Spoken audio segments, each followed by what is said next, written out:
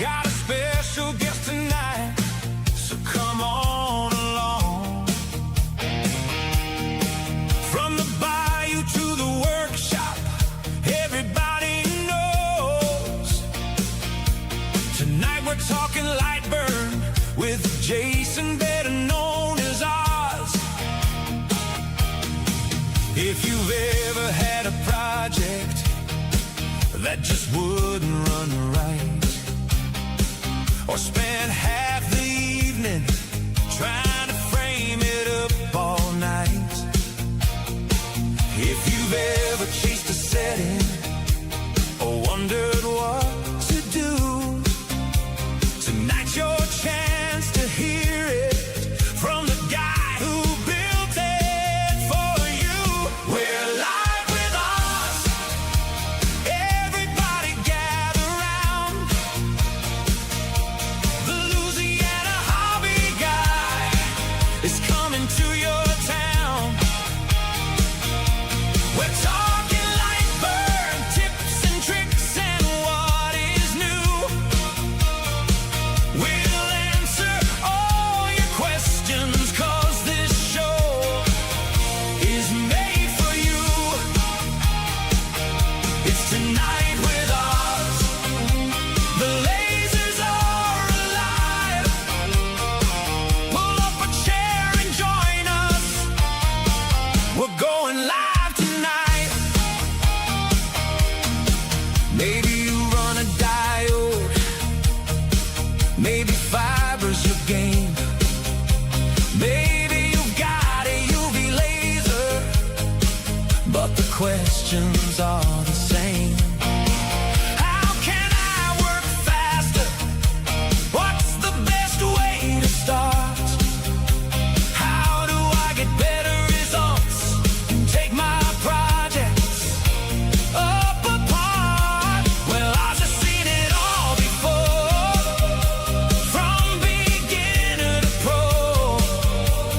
And if you've got a Lightburn question, he's the guy who'll know. It's tonight with us. Everybody gather round. The Louisiana hobby guy is coming to your town. We're talking Lightburn, tips and tricks and what is new. Bring your questions to the live stream, 'cause this show is made for you.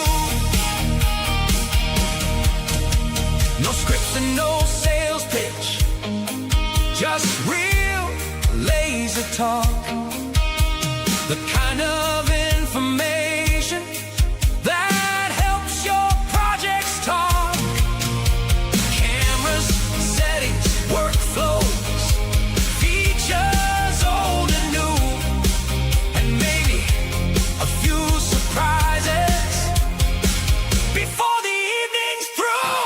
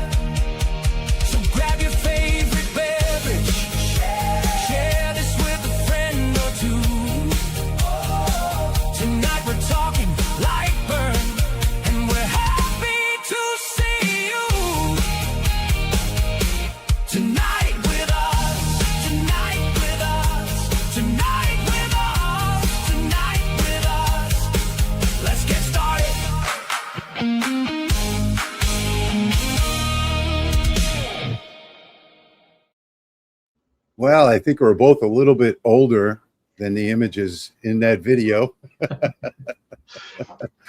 Welcome, everybody. Welcome, Jason. It's good to see you. You too. So tonight we're talking all about Lightburn and questions. I see we have almost 100 people with us already. And welcome, everybody. I'm glad to see you all here tonight.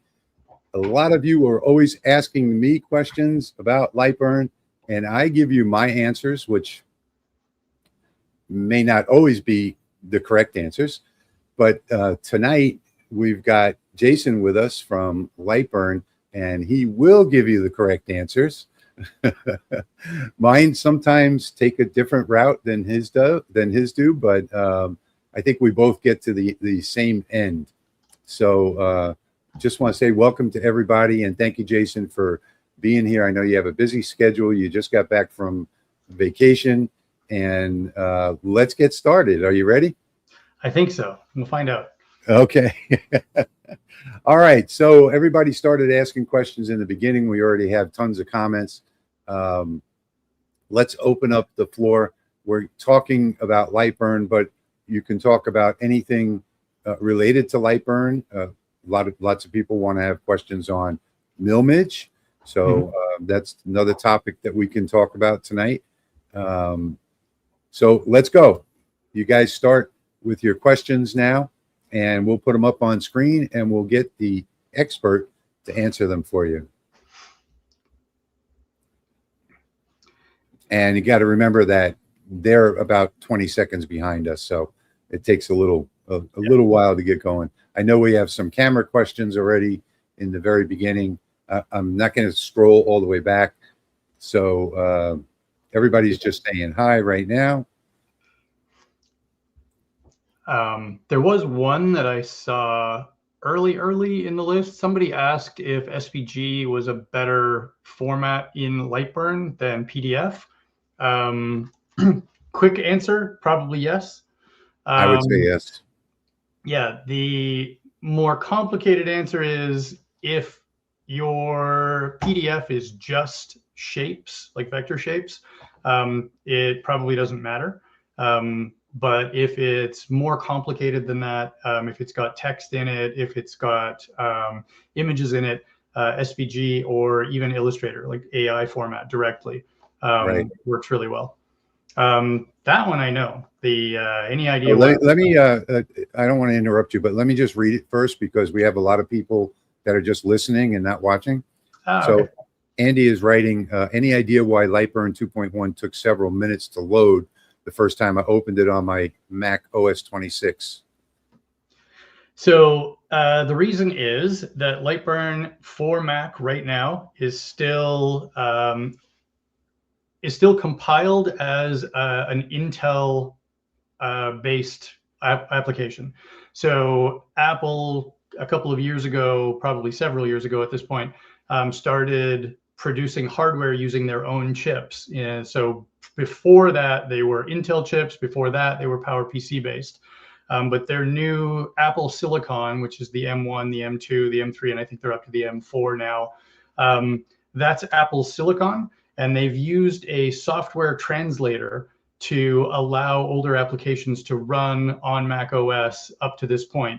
And the current version of Lightburn, the most recent release, added a new web engine. That's where the Cuddle integration and some of the other web tools are going to come in. And that code, the actual compiled version of the embedded web browser, for some reason is about close to about half a gigabyte of code. Wow. And so Rosetta takes considerably longer to translate it, but that only happens the first time.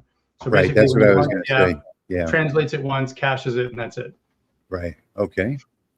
And William is asking, Lightburn is 2D. Are there any plans to upgrade to 3D?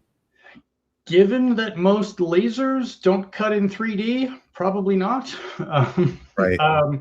We may do something like intercrystal engraving. We may have some spillover features from Milmage, for example, like we've just added into Milmage the ability to import 3D models.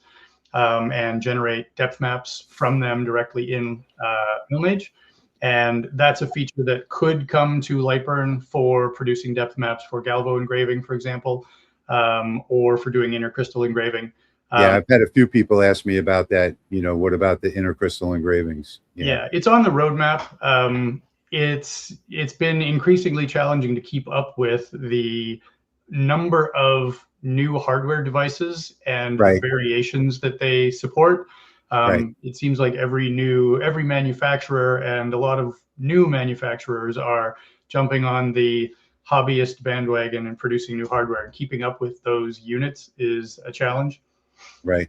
And speaking about Milmage, if you're not familiar with what that is a CAD program that Lightburn launched. I haven't really had a whole lot of time to work with it. I do have the original beta version, but I haven't gotten into the shop next door to play with it on the CNC. Next question is there a web version of Lightburn in the plans? No, short version. We have had like minor discussions internally about that, but it would be a massive amount of work for us to take Lightburn and port it to work on a web platform. Right. A lot of the applications that ship with some of the diode lasers are web-based to begin with. Yeah. And they're packaged in a system called Electron, which basically lets you run a web browser locally, and the application is running inside that. Right. And Lightburn was never written that way because it's inefficient and it's slow. So that's the short answer. Probably not for a long time, if ever. Okay. Are there any problems with the new version? I can answer this one. I can answer that one too. Yeah. Go ahead. You will never have a new software release of any kind from any vendor that does not have some problems. It's just the nature of software and the nature of the complexity of the systems involved. And also consider the fact that there are 20,000 different types of computers out there that operate differently from each other, that have different processes and different memory and every combination of computer type, operating system, laser, firmware, all of the different variations involved, like the different drivers that you have installed on your system, different other software that you might have installed. Sometimes things like virus checkers have occasionally gotten in the way. Yeah. We try to code for all of that. And we don't always get it right. We don't always get it perfect. Typically, and I will say this, I'll caveat this, our last release, we had a couple of bugs that were, that affected a lot more people than we expected. So the units bug was a big one. And that was not so much a bug. It was, but it didn't break anything. It just surprised. Just changed the settings. Yeah. Yeah. It didn't even change the settings. To be entirely clear, it changed the display of the settings. Right. So exactly. what used to be in millimeters was now displayed to you in inches. In inches, right. And if you didn't get that and you weren't used to seeing that, you might be surprised when the 200 speed you're used to seeing became 7.8. Right, exactly. And that was one of the biggest questions that I got. Yeah. You know, I had people saying, well, you know, my layers were off. I set it to, 6,000 millimeters per minute, and it didn't engrave anything, but it did it really fast. Yeah. So that one was a big one. And it was, like I said, it was nothing, none of the settings actually changed. None of the cache settings changed, but they were displayed differently. And some people on seeing that understandably panicked, and people would say, oh, it changed all of my files. Right. Well, it was just displaying the units differently from all of those files, and changing that one toggle to turn them back to millimeters would display them correctly again. Exactly. Yeah. But that's a bad look for us. We own that one. We screwed up, and we've had some conversations internally about how to handle stuff like that better going forward. If we're going to change something that might affect your display, we tried to make a guess as to what the appropriate setting would be. Right. And the problem was the people who design in inches but control in millimeters, Right. they were the ones that got the snafu. Yeah. And so primarily the American market, which unfortunately is our largest market. Yeah. And so that one aside, the other bugs that have popped up since the release have all been pretty localized, either to specific hardware types like Xtool. I think there's been one reported on Creality. Some of the Falcon cameras are having difficulty with the new camera system, but they do tend to be very isolated to either specific systems or specific configurations of a laser and a computer. And speaking of Xtool, George is asking, is there a roadmap for Lightburn to have full compatibility with Xtool products, the P2 in particular? We are working on that, actually. We have a dialogue going with Xtool. It's been fairly positive the last little while. We're getting information from them on how to talk to their newer systems.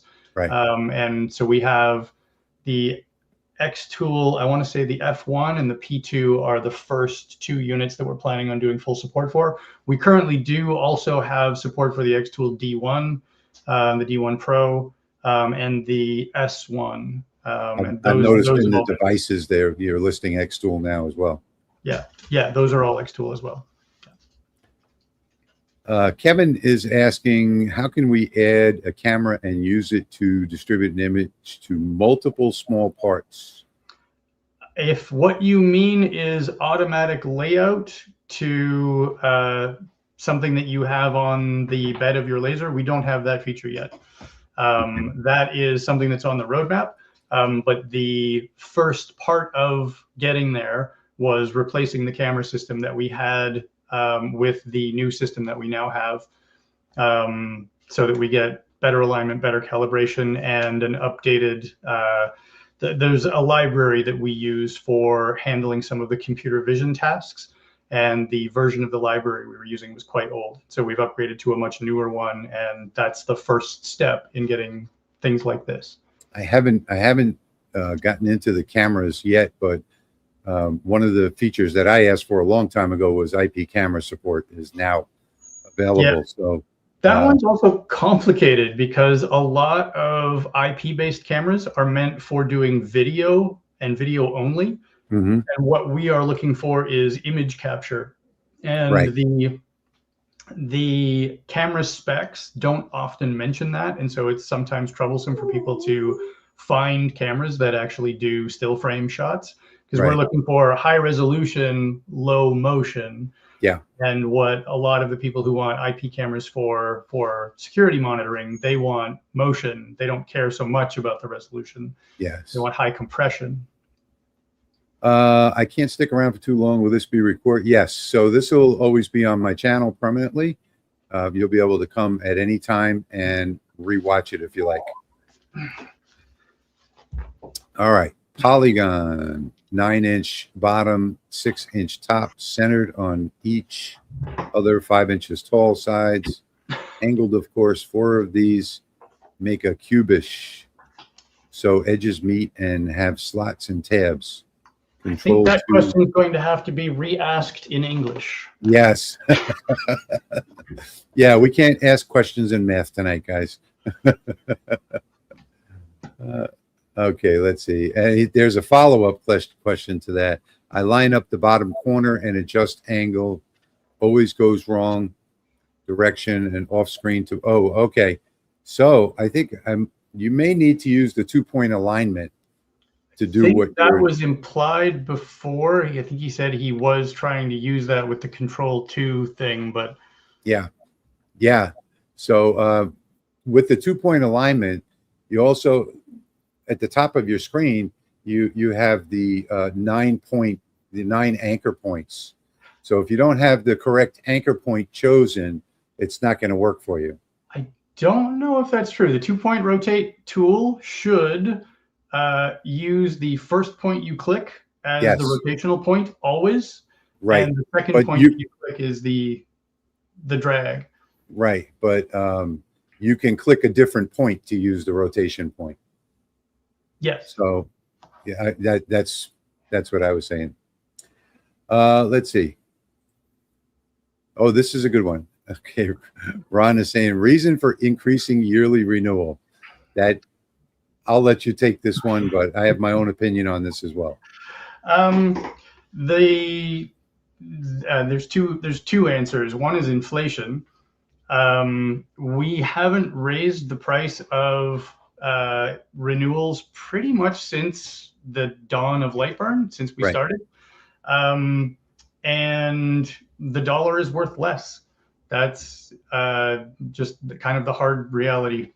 I think I would go. I think I would go a step further and say, you know, when I first started with Lightburn in the beginning, in the 0 version of Lightburn, you know, it was you and 1 or 2 other people that were working on it. Now there's a worldwide staff, and yeah, we have a larger team for sure. Yeah, and if you compare the price of a gallon of milk from the 0 at the time of the 0 version of Lightburn to the price of a gallon of milk today, you know, you see that it's a super amount of value for the money.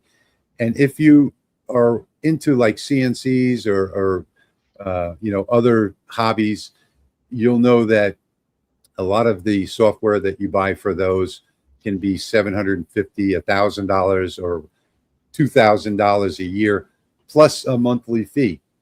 You know, so I really and truly believe that number one, Lightburn is the best controller for lasers, and number 2, it's also the cheapest. So, and the amount of the price increase was marginal. Yeah, we actually had a bunch of internal discussion about that. The original plan was to go to $50 because the renewal price has historically been about 1/4 of the license price for the Pro version. Right. And so going to $50 would have been that same mark. And I fought actually to keep it lower because I'm trying fairly hard to keep Lightburn accessible to as many people as possible. Right. And as we've grown as a company, and as keeping up with the different lasers and systems has become more difficult, our release cadence, well, what we call it, like how frequently we release, has fallen off a little bit. We've slowed down. And so my thinking was, if we go to the full 50, we need to be delivering $50 worth of update like every year. Right. And I didn't feel like we had been. I'm really excited about a bunch of the new features that we have, the new camera stuff, the new nesting, a bunch of just kind of under the hood improvements on speed and things like that, new hardware support, all of that stuff I think is really good, but it's just come out. Not, you know, like we haven't done this several times in a row. We are planning on increasing our release speed. And so my hope is that we kind of earn people's trust back, and people think that it's still worth it. But I actually fought pretty hard to keep us at the $40 mark until I felt it was worth it. Gotcha. Okay. With the new update, I reload my preferences on my Lasermatic XW, and my alignment and camera is still way off. I'm going to caveat any camera questions with, I didn't write the new camera system. We have two developers. One of them is in Australia and one of them is in Switzerland. For anybody who doesn't know, Lightburn's team is entirely remote. Everybody works from home. Right. And so we are able to hire people all over the world, which is cool. But it also makes synchronizing between team members sometimes a little more challenging. But if you email Lightburn support, you provide as much information as you can, like what your laser is, include your support data. The support data, when you include it, actually has a snapshot of your Lightburn settings. So we can see what your camera alignment data looks like. And they can look at that and try to figure out if they did something wrong, if maybe there's a setting that you've got wrong. If there have been a few things. Can you explain real quickly how you export that text file? Oh, you go to the help menu in Lightburn and you click generate support data. It's very complicated. All right. And then you send an email to support@lightburnsoftware.com, and you just paste, and it will look like a blob of gobbledygook, but it means something to us. Right. Okay. And I just wanted to touch on one other thing while we're talking about that, is that I don't work for Lightburn. I've had a lot of people that say, oh, you make all these Lightburn videos because you're a shill for the company, or you're getting paid for the company, or whatever the case may be. I have paid for every single one of my licenses. I think I have about 10 different licenses for the different shops, and I pay for the upgrades as well. So the renewals. So I just wanted to make that clear. Jason has never written me a check. In fact, I've written him checks. Probably, you know, yes, for my T-shirt, for my hat, you know, for things at LBX. So I just wanted to make that clear. To go a little further on that, we actually try to be extremely transparent about sponsorships if we do them, because we've historically never done advertising. We've also historically never done kind of quid pro quo deals with makers. We've had people approach us, like influencers, saying, hey, if you give me a free license, I'll do nice videos for you. We don't actually want that. We want people to do genuine videos that or reviews or whatever, based on their personal experience, because we want the information that's out there to be authentic. And I've never done a review on Lightburn, but I did start my channel 5 years ago specifically to show people how to use it. So and we appreciate it. Yeah, and it's been a fun ride ever since. I will tell you though, I do miss the old videos of you with the clackety clack keyboard. You know?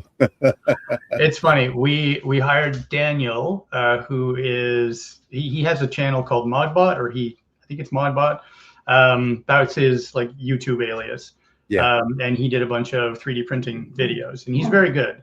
And yeah, his first video with us was so much better than my best video. You know, I had done one not too long before that I was actually quite proud of, did some real editing, and then Daniel just, you know, my best effort was about here, and Daniel's first was up there somewhere. Yeah, and it's just like, okay, yeah, and your channel's come a long way since then because of those videos. So, oh yeah, absolutely.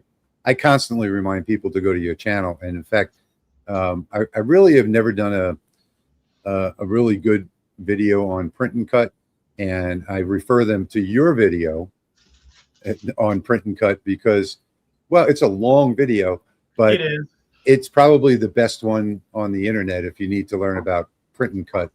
I think it was called Cutting a Job Larger Than Your Laser. Yeah. I still probably at least 2 or 3 times a week when people email me about print and cut, you know, I reply and send them a link to that video. Depth maps for Galvo, yes. Excellent question. The last version of Lightburn, I think 2.1, included support for 16-bit image maps.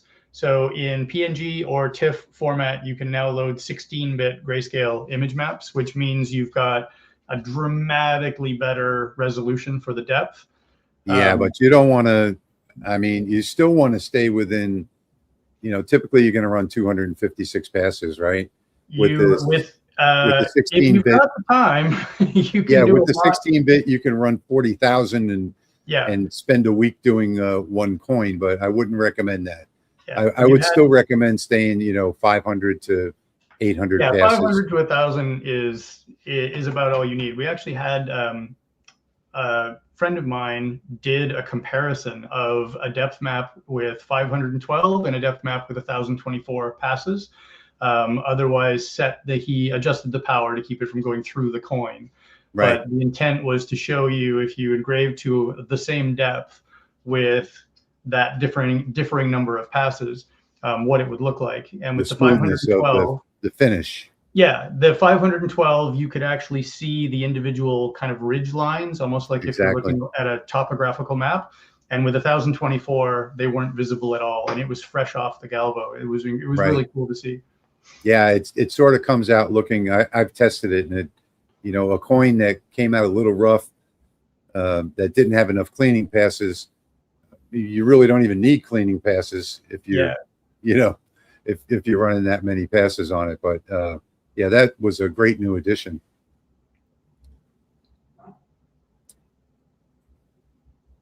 Kevin says that you need to make a 3D printing version. 3D printing space is pretty crowded, and I'm not sure we would be adding much. And Yeah. our expertise is in the 2D side. So, but let me tell you something though. You can, and I do, design in Lightburn and export my files as an STL to use on my 3D printer. And then I bring it into my CAD software, make the adjustments, and use it in my 3D printer. Speaking of which, I have my little mini me here with me today. But yeah, I mean, Lightburn is a very useful tool for several things. You know, I even used Lightburn for my CNCs a couple of years ago, you know, before Milmage came out, to create files for that.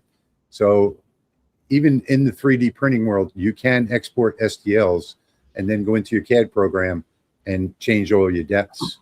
But that's how I design everything for my 3D prints. Okay, Peter is saying, has the bug with 2.0 making the icon smaller been fixed? And the answer is yes. You got, there's been a patch already, 2.01, 2.02. It's less a bug. It's more, and this is one of those that's a little bit complicated and similar to the units issue, in that Lightburn historically did not have support for high DPI desktop settings. So if you are running on a Microsoft Surface tablet, for example, or a laptop with a really, really high density pixel display, previous versions of Lightburn had no idea, and they were just using whatever fallback system Windows provided. The newer versions of Lightburn actually have support for those high DPI systems. And so rather than just pixel doubling everything, they are drawing native and trying to handle the resolution themselves. And so there are new settings in the display settings tab in Lightburn to adjust that. You can enable high DPI aware mode. You can adjust the sizes of the tool icons and the fonts independently. But if you turn on the high DPI mode and restart Lightburn, usually just doing that will clear up the issue. And then past that, you know, you can play with the sizes of things. So it's not a bug. We're now doing a better job of handling the high resolution of systems. And we don't know what the appropriate size is to draw the icons.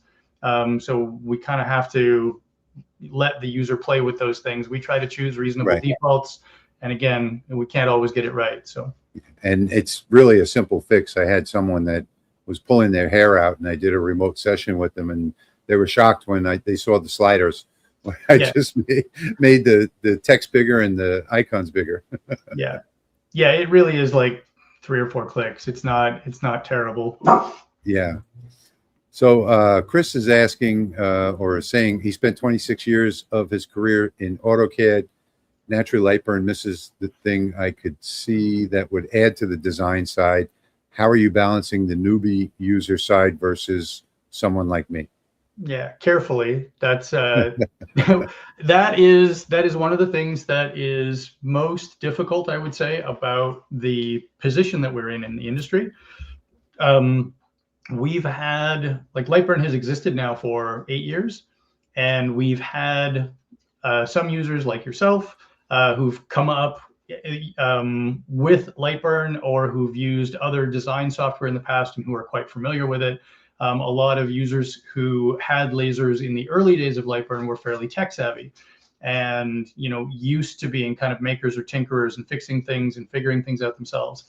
And a lot of the users that we're getting from the newer systems are less technically savvy. They have less exposure to computers in general, and they're picking it up as a hobby, as something as a side hustle.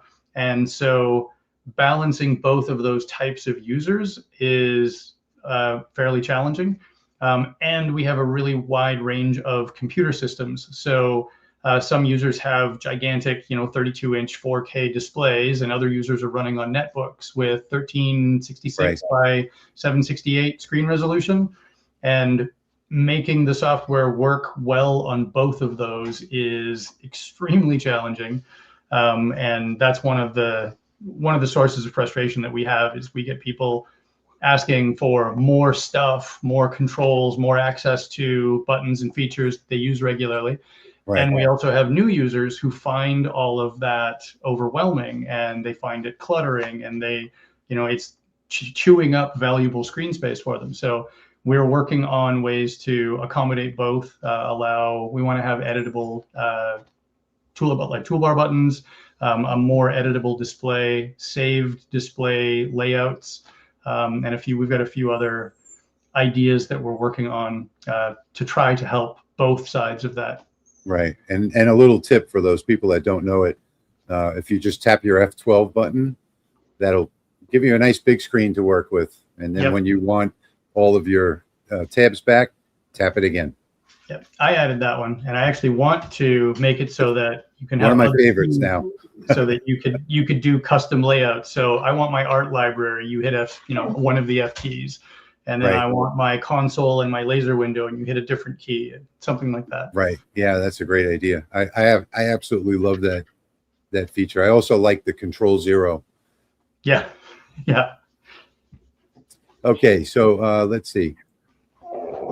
Barry is asking, are there plans to incorporate more AI functionality in the future? Short version, no. Lightburn has always been a tool for creators. And one of the kind of lines that we draw, I guess, is that we don't want to infringe on those creators effectively. I think a lot of the AI-based image generation tools weren't as ethically sourced as they could have been. I'm going to ride that line a little bit. Yeah. But I've worked in the past in video games, and when I worked at Apple, I worked with a lot of creatives, a lot of artists, and we want to respect their work. That's part of it. Sure. And we want to give you the tools to be able to create stuff yourself, not create it for you. And if you need something to create it for you, there's plenty of tools out there that exist already. Right. You can just use any AI program and save the image and trace it, or you don't even have to save it. Often you can Control-C, Control-V right into Lightburn. Yeah. And, so it's the other side of that is us keeping our focus. We would much rather do the things that not everybody else is doing and doing well. If we do it, then it's just sort of like, oh yeah, we did it too. And Lightburn is not just a G-code sender; it's a design tool. Yeah, and I think of it as very similar to a word processor. Where you're creating your own. In a word processor, you can create your own, or you can go to Microsoft and download templates. Lightburn is a create your own type of software. Yeah, and that's, we're always going to have some people who are just getting into the hobby, who are looking for kind of an easy win, and they want something like, hey, I want to be able to take some clip art, throw it in here, and run a cut. We are working on stuff for those people as well. That's why we're starting to produce art libraries that you can download from our website for free. We're going to have starter projects, things like that. But as far as AI creation tools, it's not something that we're likely to do. Right. So I'm going to throw in one of my my own questions now, and I think I probably know the answer to it. But one of my favorite things about Lightburn is the art library, the libraries in general. And one thing that I hear a lot from a lot of people, I think I've made the suggestion on the forum, is about having subcategories in the art library. I know you've probably heard this 100 times, because I would like to have a folder that says customers, and then another folder underneath that that says, you know, Mary, John, Paul, you know, all the way down with their separate Lightburn library. So tell us the technical end of it now, why that's not possible. It's not that it's not possible, probable. it's that it has to be done carefully. So the art library tool was probably more popular than I expected. That's one. And it was designed quickly. It was meant for speed and kind of quick categorization of clip art that you used pretty regularly. Right. I was not expecting people to use it quite in the way that they now do, in that they're kind of organizing the entirety of their artwork. And so it was originally written with fairly restrictive file requirements because they had to be fast. It had to be quick to access, quick to update. And that means that there are limited amounts of data that you can store with the entries in the art library. And so to change that, we're actually going to have to change to a different art library format. And if we do that, we have to take your existing art libraries and transition them to the new format. And that's going to mean that you can't go back to the old format easily. And so if we do this, I want to make sure that we get it right the next time. I was about to say the first time. And make it so that that transition process happens cleanly and safely, you know, doesn't break anything, but then allows the ability to have subfolders, tags, better searchability, stuff like that. So it is on our roadmap. It is something that we want to do, and it has been a very popular suggestion. So another thing too about the art libraries is that, yeah, it's a great thing to be able to have subfolders and have customers and everything else, but only for maintaining their graphics. So I have in my file system, I have Lightburn templates, and then I have customers. And in there, when you're saving those templates, you're saving all of your settings along with the file if you save it as a Lightburn template. So it's always better to save your artwork for your customers in a template, unless it's going to be things like, you know, logos and stuff like that, where you're making new designs for them. That way your settings are always there. Yeah, we have, if you're talking about saving the settings along with a bunch of artwork to go with them, we have multi-page coming. So you'll be able to have a project with multiple pages in it, and the settings will be shared among all the pages.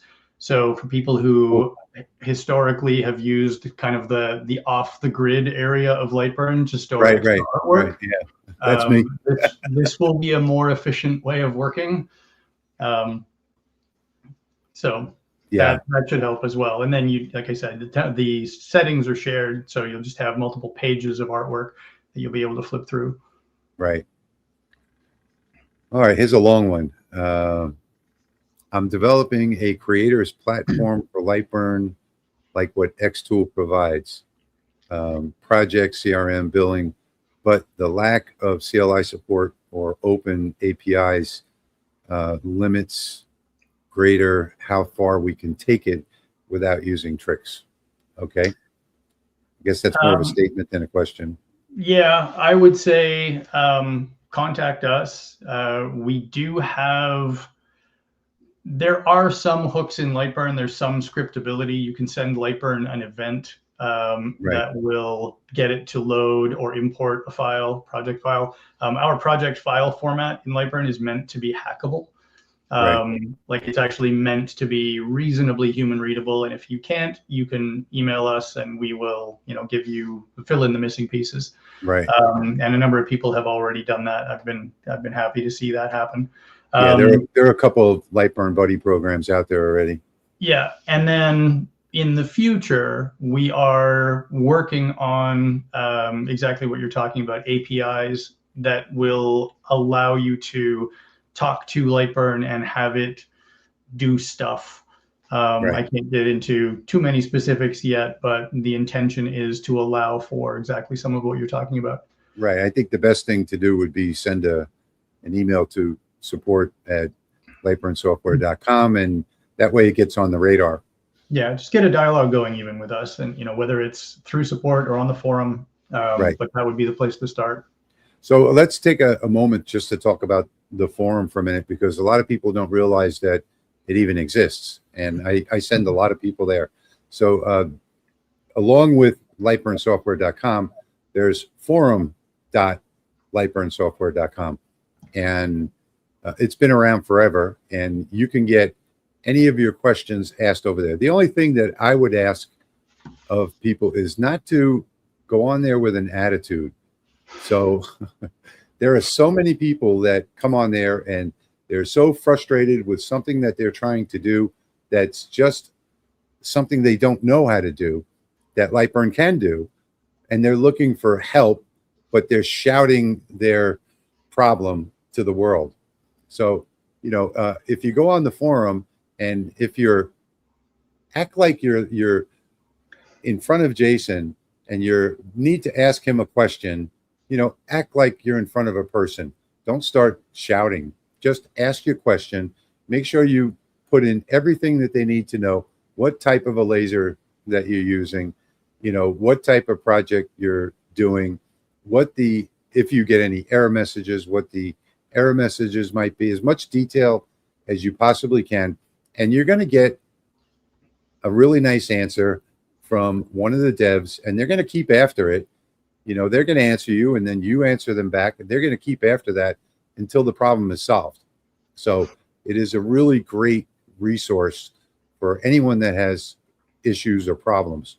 So if you have a problem, go lay it out on the forum, and you'll be happy that you did, because you're going to get a lot of help, not only from the devs, but also from the community, the other people that frequent the forums. So, go over there and bookmark it, sign up, forum.lightburnsoftware.com. We get touching on that a little bit. We get a lot of people who contact support or post on the forum that I assume it's their first interaction with us, and they probably believe that Lightburn is a bigger company or a more corporate company than we are. Right. And I feel like a lot of people's interactions with support in general, if you ever called Comcast, I feel for you. I feel that in my soul. I really do. I have compassion for those people. But try to remember that not every company is like that, especially we aren't. We do not send you to a call center somewhere on the other side of the world where people don't speak your language. We actually hire people who are makers, who use lasers, who own the hardware. If they didn't, we bought it for them, so that they can help you. And some people right out of the gate, they're swearing, they're belligerent, we Right. have to calm them down first. And it's like, I get that if you're in the middle of something and there's a bug that's getting in your way, or sometimes it's just a misunderstanding about how a feature works or something like that, whatever Yes. it is, try to remember that we're human, and that, You're talking to a person. Yeah. You are actually talking to a person, and it's a person who is genuinely trying to help you. So Exactly. And they actually do. Sycamore Laser is saying, where can we get the settings for the stainless steel colors behind you? These are actually not stainless steel colors. These are from a company, I believe, called Sticker App. And these are the CMYK mix colors or Pantone colors for a bunch of the, they're just color samples for a bunch of their different sticker material. So when we've done like the rainbow Lightburn sticker or the Milmage stickers, things like that we've given out as swag, this is the company that makes them, and that's just the color swatches for their stickers. Right. So. Okay. Amy is saying, will Lightburn be able to support the Alien Cell X1 camera system? Well, no, Amy. The Alien Cell X1 is a different type of machine. It has its own Linux computer built into it, and the cameras translate through that computer. So the two cameras are translated by the Linux machine. And it's not, with Lightburn, you need to have a USB plugged into your computer or on your network in order to use the camera system, and there is no external. She's talking about the laser behind me. There's no external USB cable for the cameras. If Alien Cell has software that talks to that hardware and that software has access to the camera, it's not impossible. It's not infeasible that we could do that. But we would actually need access to the hardware, and we need to figure out what the communication is and how it works, basically, to add the support for it. And it stitches two cameras together. Yeah, we have that now. We actually have that in 2.1. But a lot of this stuff is basically companies come out with new hardware. They do something proprietary, and then we're expected to catch up, go out and buy the hardware ourselves, figure out how it works without any information from the company. This is a difficult process, and it's not always lucrative for us to do so. If there were 5,000 of those units sold, maybe a third, 2/3 of those people actually bought Lightburn licenses, and if that is not enough to cover the cost of the developer salary involved to add that feature, then it wouldn't be worth it for us. The math doesn't work out. So on that same topic, let me ask you, what would you need? Would you need a machine or would just a control board? If it was just a control board, it would have to have access to the camera in order for us to make it work. If the cameras are in fixed positions, then probably the controller and the two cameras would be enough. If the cameras are an overhead and a head mount, then in order to get everything to work properly, we'd probably start with a controller and then eventually need access to a system to test it. But in general, everything is easier if we have a system. So I guess we can talk after the live stream, but would you want me to ask them to send you one? A machine?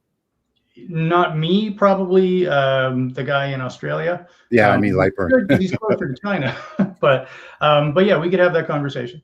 Okay, we'll talk about that. Amy, we'll talk about it after, and maybe there'll be an update on that. All right, let's see. Sherry's saying image capture for layout placement is all I care about, not video. Yeah, that's pretty much all. Well, they do have video as well on the Alien Cell. They have 3 cameras, but yeah, image capture is probably all that anybody would want. Say that again. What would the image capture in what? So this machine behind me has both image capture and live video. Yeah. Okay. Yeah. We would not record live video. We could present it in the preview window, assuming that we actually do have access to the camera. Yeah, we wouldn't record video. We don't do video encoding, but presenting it in the preview window and then having the ability to do the background in Lightburn. If we have access to the camera, both of those are effectively automatic. Okay. So George says, follow-up question, in still compatibility, any wild guess how far out that might be? I don't know what. I don't remember the question, George. Compatibility is.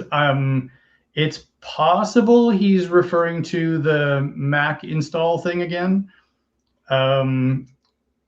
If it's related to the Mac install, we have Apple Silicon versions of Lightburn coming probably within the next 2 releases. That's a guess. We have it actually working internally, but there are a couple of reasons why we're holding off. One of them is basically adding support for the Apple Silicon version will also drop a couple of Mac OS versions, and we want to push that as far off as we can.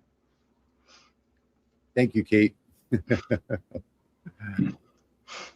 Okay, let's see. I have an L8 laser. I'm having difficulty with the 0-0 position, not actually starting there. My models are usually 3 to 5 millimeters high, or right where it actually engraves. Is there any setting that would help? I would need to know what start from setting you're using, what some of the other configuration data is for your system. Like, I think this would be a good question for the forum. For this, well, for support or for forum, either of those. Yeah. Generally speaking, if you have a really specific laser question, like really specific to hardware, if you email support and post on the forum, you'll get a good response.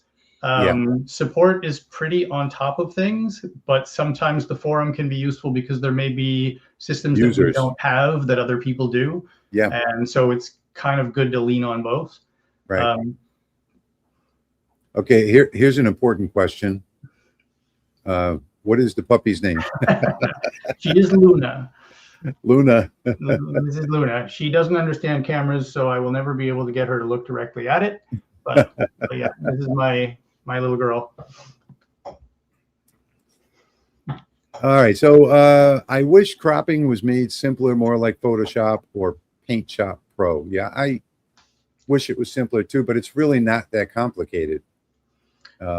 We actually have on our internal roadmap for a, I won't say immediate term, but near term update, the ability to do more kind of direct bitmap manipulation.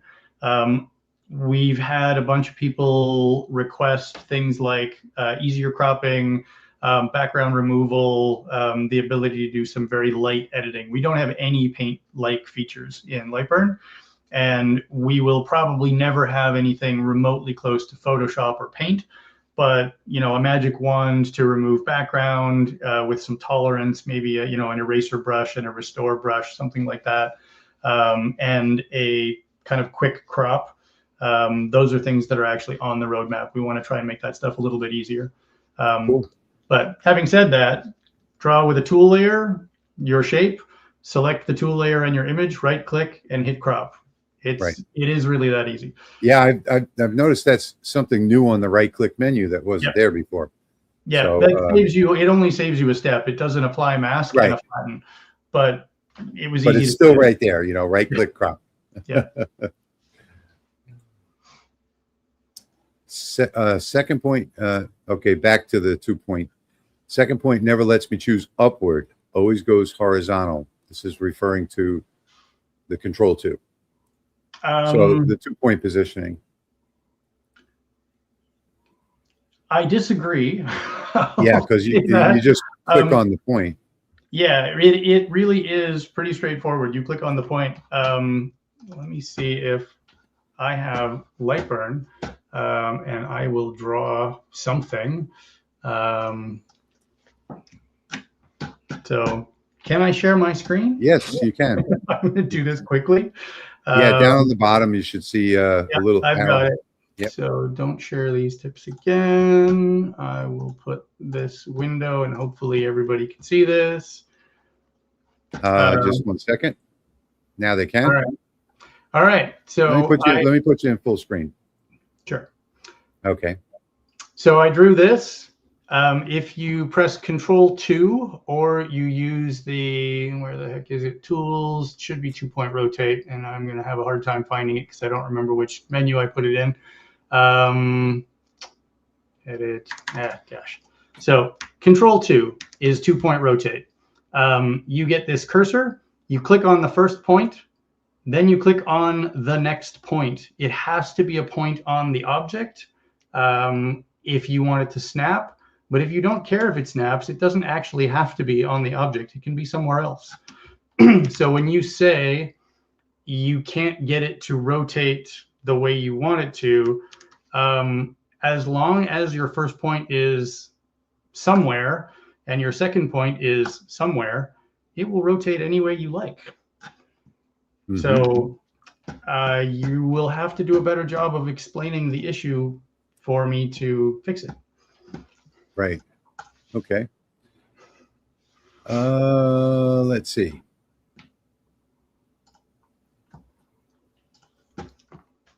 In a time of gouging and taking trend advantage of consumers, your company's stance is unprecedented and appreciated beyond measure. I'm sure that's good to hear.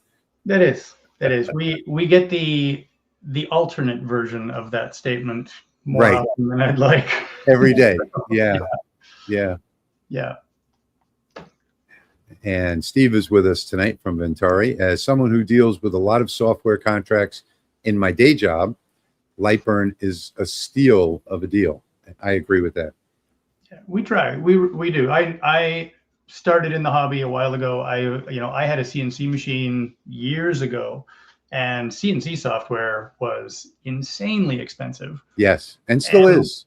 Yeah, and it still is in some cases. Yeah, and in an age where so many companies are moving to subscription-based software and kind of pay to play, we've resisted that. As a developer, I understand why people do that. It's consistent recurring revenue, and that makes it a lot easier to run a business. It makes it a lot more comfortable to run a business.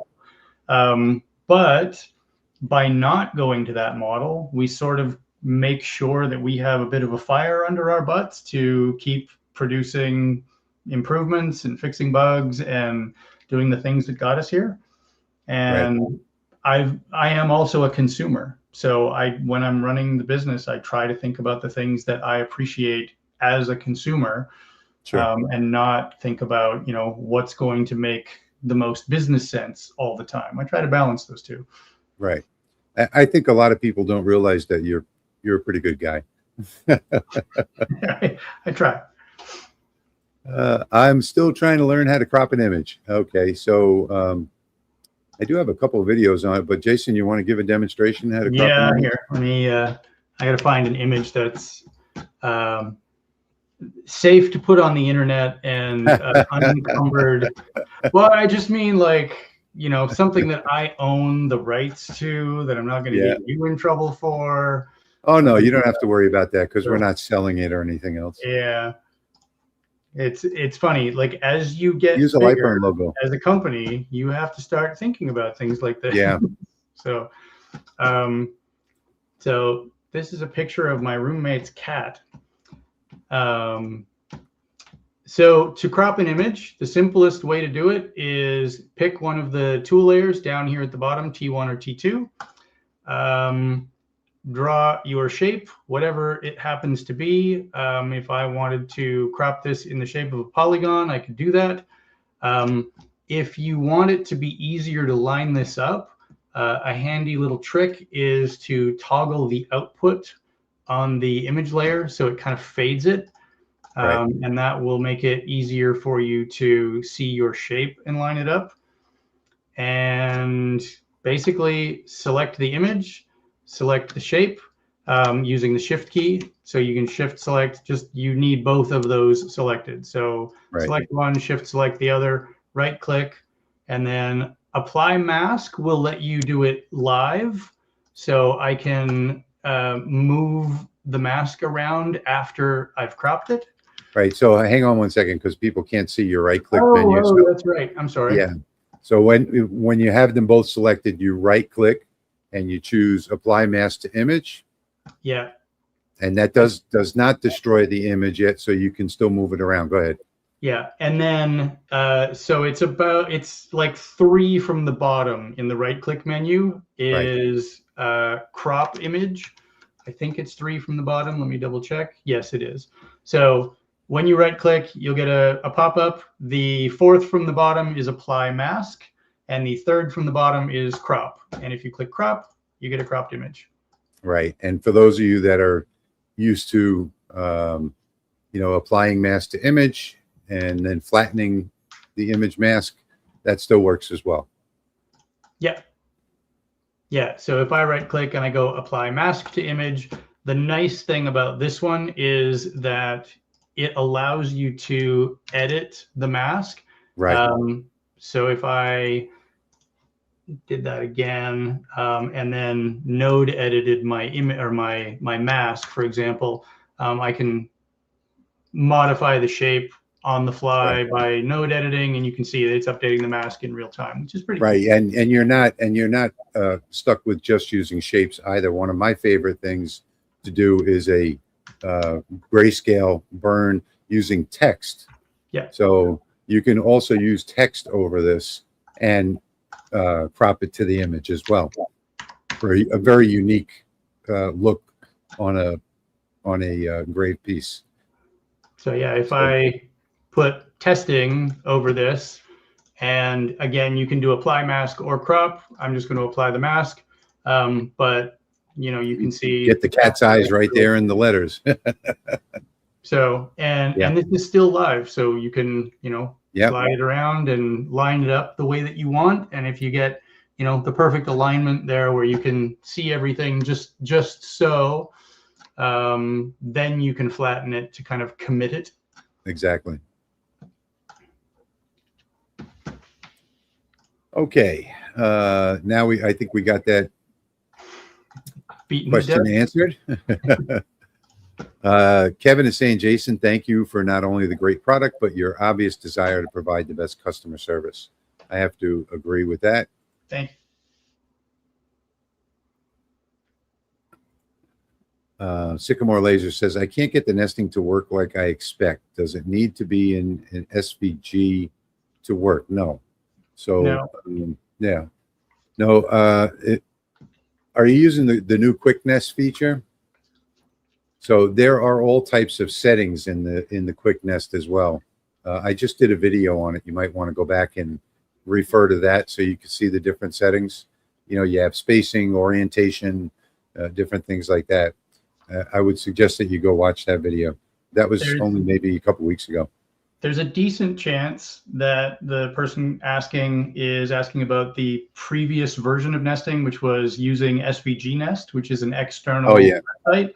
That one doesn't work well with text in Lightburn because it tries to move the individual letters, but they're all one block of text, and so it kind of screws up a little bit. Right. But if you are using it to move things that have been converted to path, or just your own shapes, it actually works very well. The new version of Lightburn actually has real nesting for the first time. And I tried SVG Nest a couple of years ago, and I just wasn't happy with it. So I am really happy that the Quick Nest came out, and it works really, really, really well. Go watch that that video, Sycamore. Quick Nest is in Lightburn 2.1, and I think in the first version of MillMage, we actually have our first release of true nesting available, and that will also be in Lightburn as well. The only reason it made it to MillMage first is just because of the way that the release schedule lined up and the person who dropped the feature in. But yeah, the new nesting feature is way faster than SVG Nest, and in general better. Right. I'm trying to learn how to use Lightburn before I buy a laser. Oh yeah, well, that's the good thing about Lightburn too, is that your trial version gives you access to all of the features. The same as a paid version. So you got 30 days to start learning it. I've got an entire Lightburn playlist with tons of videos in it on learning how to use Lightburn. Lightburn Software, the YouTube channel, has got a ton of instructional videos on their channel, and there are literally tens of thousands of people out there making videos on how to use Lightburn. So and if you run out of time, and if you ask nicely, they usually extend your trial version for you, so you're not limited to that 30 days. All right, let's see. I need to upgrade to the Pro version for a new One Laser XRS. Yes, you do. Also upgrade to 2.1. Do I need to get a seat license to try it out on a MacBook? Nope. The short version is any computer that you've never had Lightburn on, you can run the trial for 30 days and then even extend the trial after that if you want to. You could conceivably just keep going out and buying new computers if you wanted to run the trial forever. I'm not sure that you'd want to do that, but no, we are very flexible with our trial policy and our licensing policy in general. When you buy a Lightburn license, it is good for using on 3 devices. They don't have to be the same operating system, so you can have, Mac, laptop that you carry around with you, and then have a desktop PC in your office that you use. And if your wife has one too, give Right. her the third seat.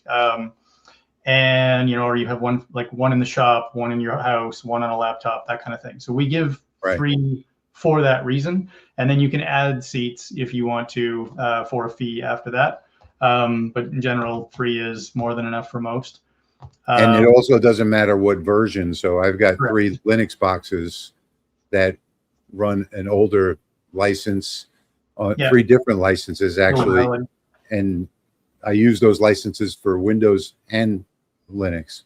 Yeah. So, And we have a page on our website called How the License Works. If you Google that exact phrase, Lightburn, how the license works, you will find that page, and everything is explained there in pretty clear language. What our update and renewal policy is. And when I said 3 computers, that's not those 3 computers. It's any 3. So if you buy a new laptop after breaking one or upgrading, you can just move the license off of one onto the new one. And, So there's also a Cryptics web page where you can go manage your license. Yeah. You can deactivate computers. Yeah. And it's worth saying, for general people, you should never have to buy a new Lightburn license.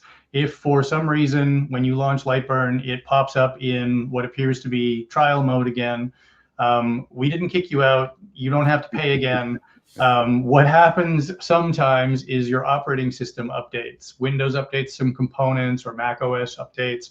Yeah. And when they do that, they can change the digital fingerprint, basically, that we use to keep track of what systems your license is on. And so the software can actually think it's installed on a different computer. If they change enough stuff, then we look at it and we're like, this doesn't look familiar anymore. And that will make it appear to be unlicensed. Usually you can just type your key in again, and that's it. Make sure you have your key. If you don't, you can email us. We can usually get it back for you. Unless you bought it from someone else, in which case we might not have a record of it. But in general, you never need to buy another license. You can email us, we'll upgrade it, we'll renew it, whatever, but you don't need to buy it again. And I think that answers Dennis's question that's on the screen now. No, when you make your first purchase of Lightburn, you own the software.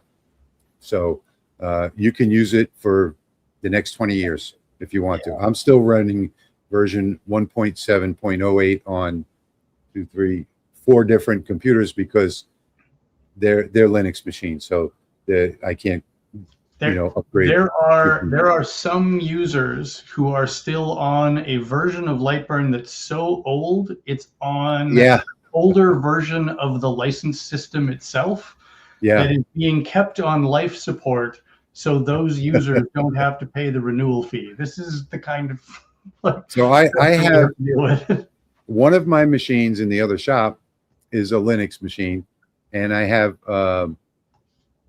0.96 installed on a small laptop that I've never upgraded because I haven't had a need to upgrade it. Yeah. So I'm it's still in the 0 version. Yeah, I think the oldest I've seen was 6.02, like 0.6.02 or something like that. Yeah. It was really early. Rich, if you give your mini me a fuller beard, I'll buy it from you as a mini me. Okay, Chris. Here's my mini me for those that join later. Don't know what it is. I just got the Bamboo Labs H2C, I think it's called, 3D printer that also has a 10-watt laser and a 40-watt laser. And I printed that guy up from the Bamboo Labs website. They actually had in their Maker World where you can take a photograph, which is what I did, drop it into the software, and it creates a 3D rendering for you to print out. That's how I did that one. Let's see. What would you recommend for a new user to begin to learn the software? I would recommend that you watch my Lightburn College playlist and go over to Lightburn Software and watch their video playlist as well. So in my opinion, those are going to be the 2 best series of videos. And that could last you a year of watching YouTube. When you think of all the videos that, I've made and Lightburn Software has made over the years. If you're a more of a reader, we have online documentation as well, and there is a beginner pathway in the documentation. There's step-by-step guides for kind of making your first project. Right. And our documentation online also has links to a lot of our videos as well when they're relevant. There's also kind of a cool trick in the software that most people don't know about. If you put your mouse at F1. anything on the screen, you'll get a tooltip if you hover, but if you hit the help key, which is F1, for you who don't know, it will launch the documentation page relevant to that control. And that works for most of the things on the main window in Lightburn. I did an entire video on that, and it shocked a lot of people. Wow, that's an easy way to get an answer. I don't have to watch your 30-minute long videos. What's this button do? Yeah. Oh, yeah. We inject the knowledge directly into your brain as efficiently as we know how. So, Andy says, he's just repeating what I said. Yeah, there's lots of different people online who make YouTube content. So not to diss Rich in any way, shape, or form. Obviously, I'm his guest, but different people learn in different ways, and so our videos may be paced a little fast or a little slow, depending on your rate and your level of comfort with tech. And there are lots of people out there who kind of present differently than we do, and we're happy to have the variety. So. And don't forget, if I go too slow for you, you can always change the speed on the video. There's that too. I had someone tell me that they actually slowed down my videos once. I can't imagine that. All right. So in cuts and layers, can we create stacked settings in line and fill, but images we can't? Reason for that? I saw this one pop up, and I actually had an answer when I saw it in the chat. The simplest reason is that in general, you only want to run an image once, because if you run it multiple passes, the passes can misalign, for example. One of the most common requests is, can I run it, at 45 this way and then 45 that way? And you can, but you won't necessarily get perfect registration with the dithering patterns, and that can end up making the shading screwy for lack of a more nuanced technical reason. That's the biggest one. The one place where having additional passes is relevant or is really useful is when you're doing Galvo 3D sliced engraving. And for that, we actually do have the ability to enable a cleaning pass and to specify how often you want it to happen. Right. So we do it when it should be allowed. With vectors, a lot of the stuff that I do with the additional sublayers is things like, one good one is you can do a fill with a really, really coarse interval, and then follow it with a line, and then follow that with a line with a slight outward kerf, and then another one with a slight inward kerf. So you can get bold just by using a specific cut setting. And you can store those in your material library. And so you can have, bold outline, bold fill, really bold, bold _final 2. Sort of like doing an offset without using the offset. Exactly. Yeah, that's actually a really cool trick for variable text stuff, because if you have text that you've done a weird fill with and then outlined and then offset and so on, and you're trying to use that in the variable text feature, it doesn't work. But if you use sublayers, it does. Right. All right. Chris is saying, I frequently cut bulk batches of objects, 50 plus 4-inch high detail ornament layers. And when moving all objects at once, Lightburn lags quite a lot. I've done this on multiple PCs. It's not a hardware issue. I don't usually have, I do a lot of, Control A, selecting everything like resizing and things like that. I've never had a lag on mine. Well, if he's doing 50 plus 4-inch high, like 4-inch high detail ornament layers. The high detail part is something that's worth exploring there. Yeah. If the object is 4 inches and you have a lot of detail, for example, you've traced something and there's a lot of kind of what we would call speckle noise in there, or a lot of node complexity, and you've made 50 copies of it and you're moving all of them, the lag is the drawing. It's going to be the drawing of the display. Right, the redrawing of the screen, yeah. If you have Lightburn in filled rendering mode, that's half the speed of drawing in wire outline mode. That's a good one to remember. Wire outline mode is always going to be faster. So if you press Alt-Shift-W on the keyboard, that's to toggle wireframe and fill. That will go faster.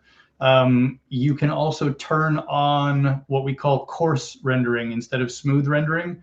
Right. Smooth rendering is anti-aliased. It makes the edges of shapes really, really nice and pretty, but it takes time. And all those options are under the view main menu, under window. Yeah, that's right, the window menu. So if you turn those off, it'll go faster. The other option is don't do that. You can use virtual arrays, or you can, like I said, honestly, the best thing for you is probably the setting the rendering mode a little bit differently. Don't use fills, because if you're not doing filled, it should be faster. And we've done a lot to try to optimize the rendering in Lightburn. You can also do things like reduce the node count of the design itself. If it makes sense to do that. If you've got a lot of really, really fine curvature detail that is just getting lost when you rasterize the shapes, you don't need it, and you should reduce it. Yeah. So when I'm doing videos, I always have the screen in, render mode.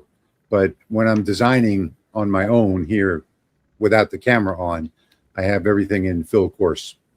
So those menus are on. Just click Window, and then you can choose the rendering from there. Chris says, almost seems like I've maxed out the program's object count calculator. I promise you haven't. No, I don't think so. Keep talking, and I'm going to see if I can find a file that was sent to us by one of our customers. And I hope that they will not be upset with me having this as a demo.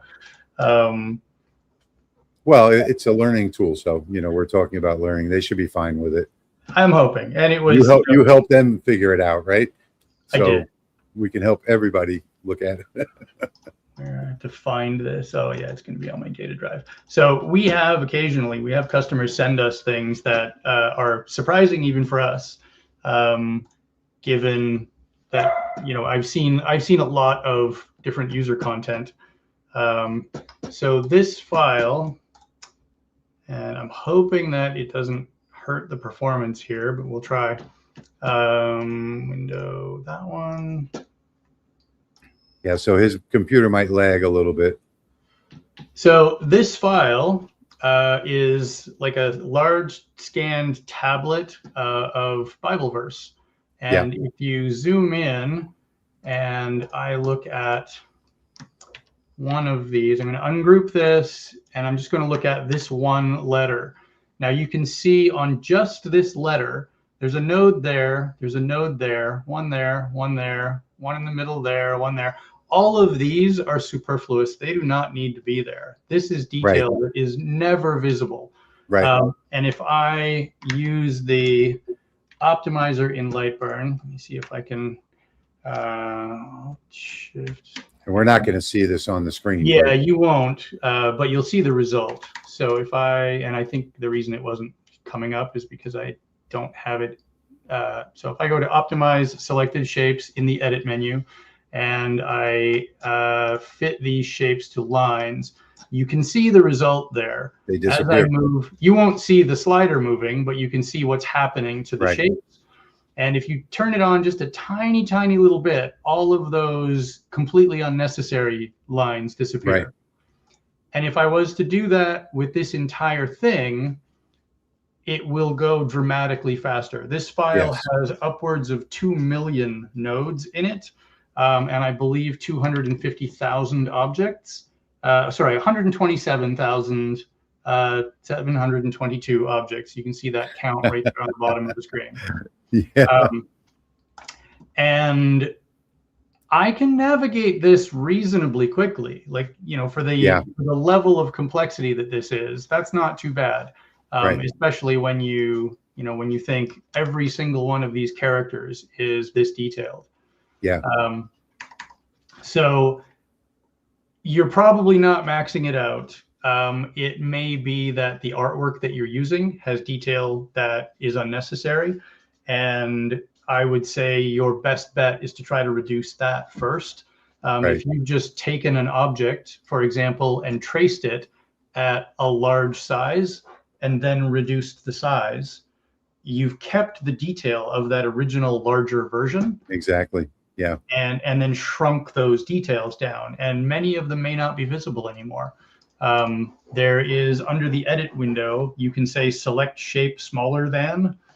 If you select a tiny little blob somewhere in your artwork and then say select everything smaller than this, Lightburn will do so. Delete it. See if it looks different. Especially in the trace feature. You know, that's something I don't talk about enough. And Rick is here. Hey, Rick. That's Rico. He's one of our support staff. So he's saying that we are a helper, and he's been with me from very, very early on. He's saying that we're okay and understand frustrations. We only ask folks to remember we are people, like real humans. Yeah. Come visit. All is welcome. I've always found for years that if you just go and read the forum, I do more reading than I do posting. And if you just read the forum, you'll find that the people that, like I said earlier, that make a post as if they're talking to someone at Lightburn in person, get the best results. And they'll get the most amount of answers, not only from the staff, the devs, but also from the people in the community in general. Yeah. Yeah. Yeah. We like to say internally, you catch more flies with honey. Exactly. Jack says, hey, Jack, the only thing that is aggravating for me about Lightburn is the fact that I am a distro hopper. I reinstall OSs like some people change socks. Yeah. The short version, don't do that. I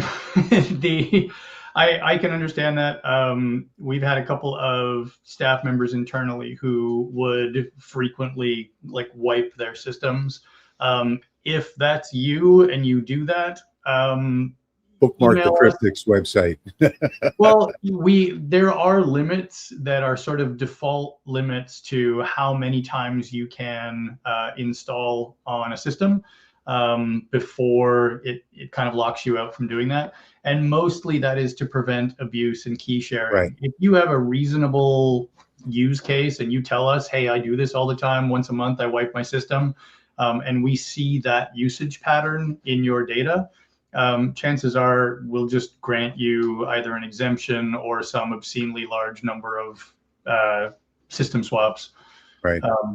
And you can also use, we can convert license keys to a floating key. So as long as you have an internet connection, when you run the software, it will contact the server, and on whatever system it's on, it'll be like, okay. And right. Those exist as well.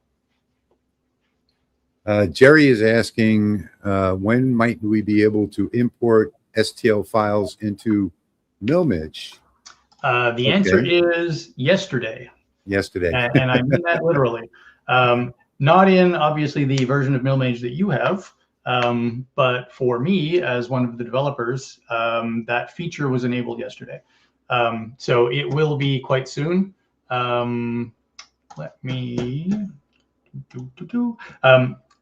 please understand that everything that I say here comes with the caveat that stuff happens and not everything is predictable, and so there may be delays. I cannot promise a specific release date, and in fact we are very, in general, against providing specific release dates. Right. For coming soon. Yeah, for the reason that anything that I give you is going to be a guess. Um, But with that said, if I share this, cancel that. So this is MillMage. For any of you who haven't seen it, it looks remarkably like Lightburn because they share kind of a common framework. If I drag a file off of my desktop, oh goodness, yeah, okay. Let me do this again and see if I can share my entire screen so that you can actually see all of the lovely pop-ups we've done. I can make it bigger on this end too. You'll probably want to make it smaller. My screen resolution is pretty large. Okay. So Let me make it bigger. Okay. There we go. I'm going to drag this over. This one is, I honestly don't remember if it's an OBJ file, but I have the ability to specify the view. I can zoom in and out. I can look at, I can make this larger. I could also just rotate the model around if I wanted to. But in general, we find that most people want specific views of shapes. Right. And then you can insert a 3D model into the application, which right now works, but is useless because you can't do anything with them. Or I can create a depth map from it. And if I create the depth map, I can specify 8 or 16-bit, transparent background, automatic depth, kind of leveling or equalization. We will have more tools than this to adjust them. But then there's zero lag on that too. What's that? Everything is instant, zero lag. Yeah. We're a little bit obsessive that way. But then I can also say I want to create a new 3D relief finishing operation from this and pick my, grab a tapered ball mill here because these things are useful for this kind of thing. And I'll do 80% depth at 10% step over and preview. So, wow, that was fast. So the short version is it's coming. The longer version is you just watched me prove it. But yeah, it is actively being worked on. And we also have 3D roughing. We have V-carving working as well. I'm probably going to annoy some of my teammates by doing this, but every time we tease something and show people a preview of things in progress, what happens is we get a deluge of support requests or people emailing saying, when will this be? And we don't know. We genuinely don't. All of this stuff is, this one in particular, the V-carving, is fussy as heck to get right. But it's largely working. Oh, and that's because I didn't. Let me do this. If I trace the transparency and I ungroup that, and then I just put all of this into that relief op, now it will have a boundary, which makes sense. So there we go. Cool. So if I jack up the detail on that, you can see that is a really nice little V-carve. But so yeah, what I said about the caveat is this is in active development. It works with V-carves in particular. We have it set up so that you can specify a maximum depth. So it will cap the bottom of it. A bunch of other stuff like that, but it is still in development. We're adding more features to it, and we're hoping to have a release of this within like a month or two for Pro. But coming soon, probably airing on the 2. But all of these features are in beta test right now. Like we actually have them not just internally, but within our beta test group. People are kicking the tires and giving us bugs and feedback on these things. So it's coming. Coming soon. Okay. Any plans to be compatible with the ComMarker lasers, in particular the Omni X series? Yes. We I have one in my shop, the Omni X in particular. It's again a matter of time and availability of the devs. With so many different companies releasing machines that are a little bit esoteric. The Com Especially Marker this is a year. good example because Yeah. that depth rangefinder is, let me do this. The depth rangefinder on that machine is a specialty piece of hardware.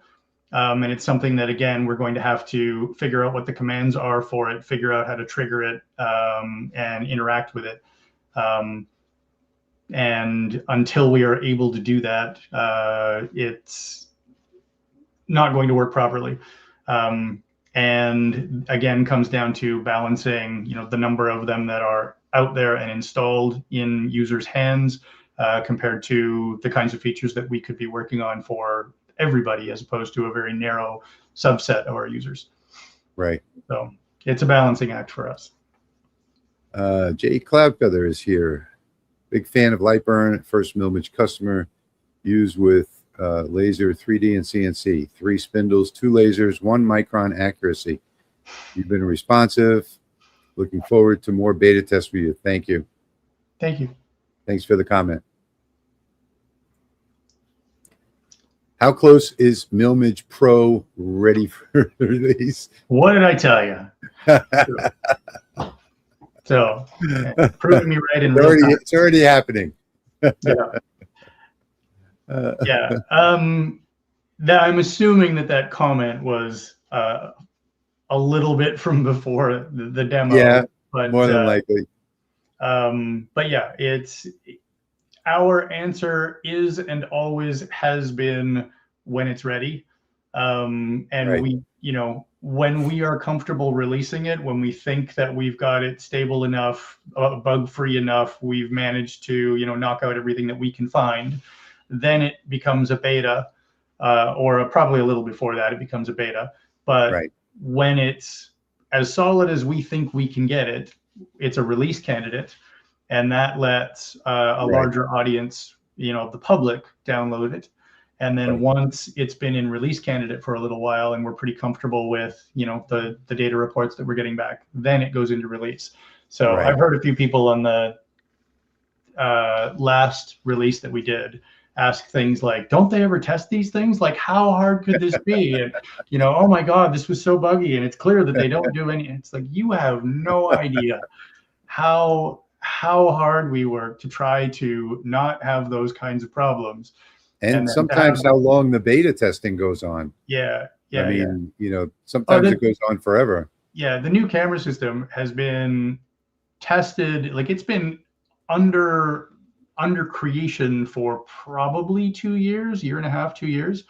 Like from the driver level up, in some cases, they rewrote direct hardware USB level access to the cameras on Mac OS because there was no way to get access to the brightness and contrast controls otherwise. Like that was clean. So like, and that's been, in test and in beta for quite a long time, like, probably more than 6 months. And so then, we occasionally get people who, for whatever reason, a specific camera doesn't work or their specific configuration on their system doesn't like it. And we missed a case, and it's, this is trash. Oh my God, I can't believe how terrible like the last one worked. And it's like, tell me what you have, tell me what it is. And so, yeah, and anybody who's curious about Milmage, you can go to docs.milmage.com or milmagesoftware.com. It is also on our website. It's linked. There's a Milmage section of the forum. There's people actively using it. You can download the current core version.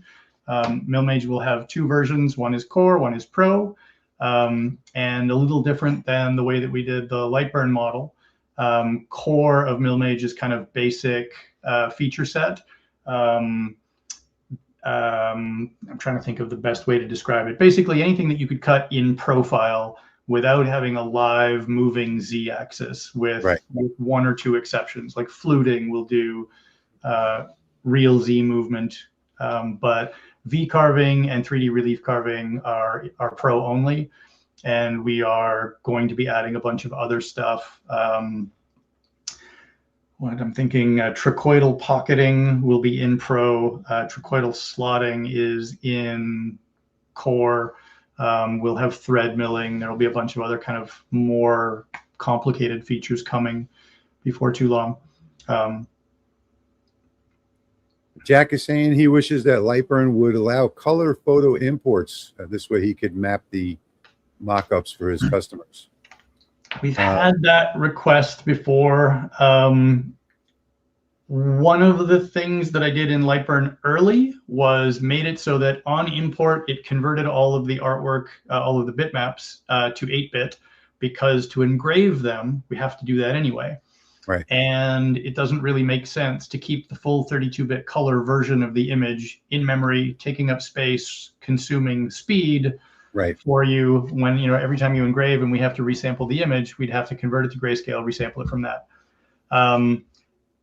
I hear you about the backgrounds and the ability to do the color mockups. The problem is, in order to do that, I have to go through every bit of code in Lightburn that touches images and make it smart enough to do the decolor first, so that the code that's in there that knows, oh, I'll only ever get an 8-bit image, doesn't break, because there's a whole bunch of code that expects 8-bit. What I do is I open the project that I'm doing in my file explorer, and then I use a toolpath text to put the text in each part, to show what color that part of the image should be.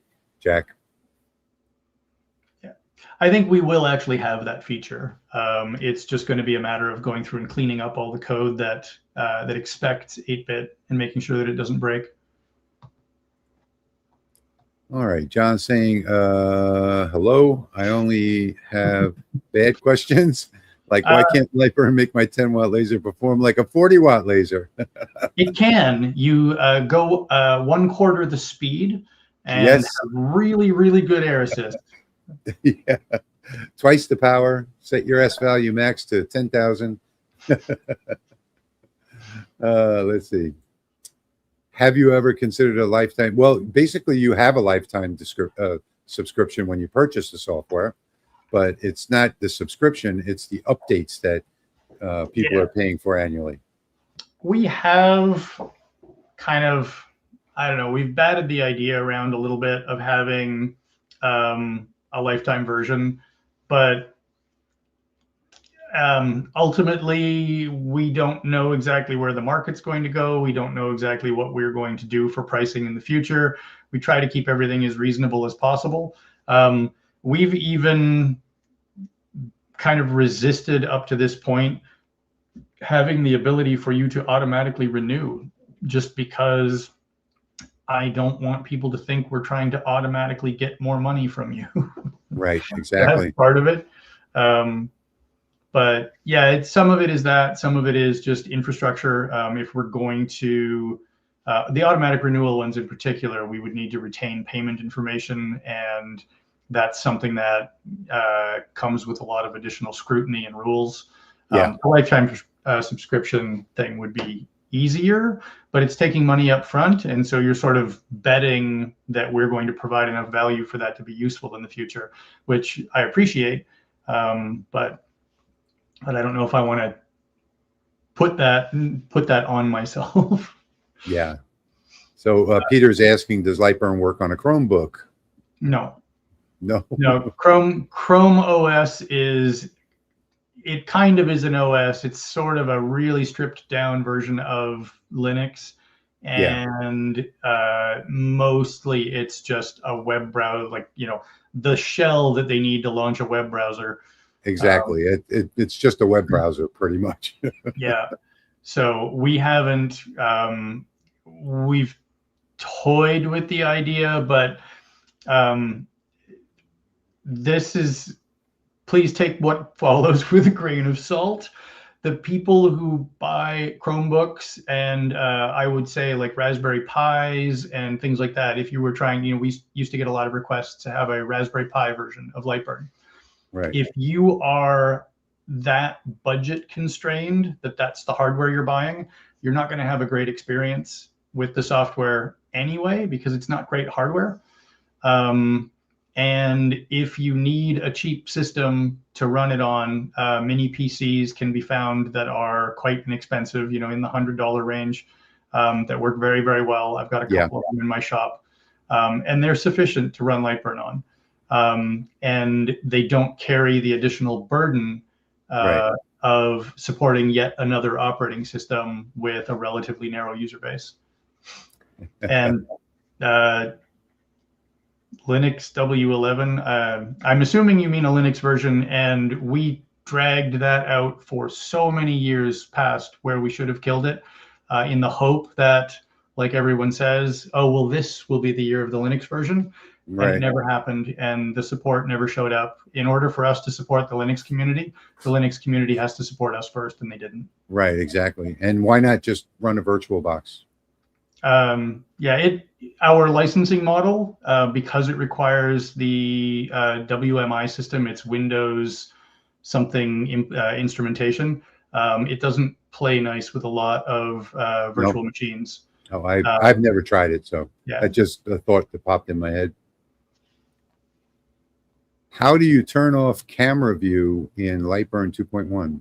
You should be able to just click the little X. Yeah, the same way you would in any version. Just click the X in the top corner.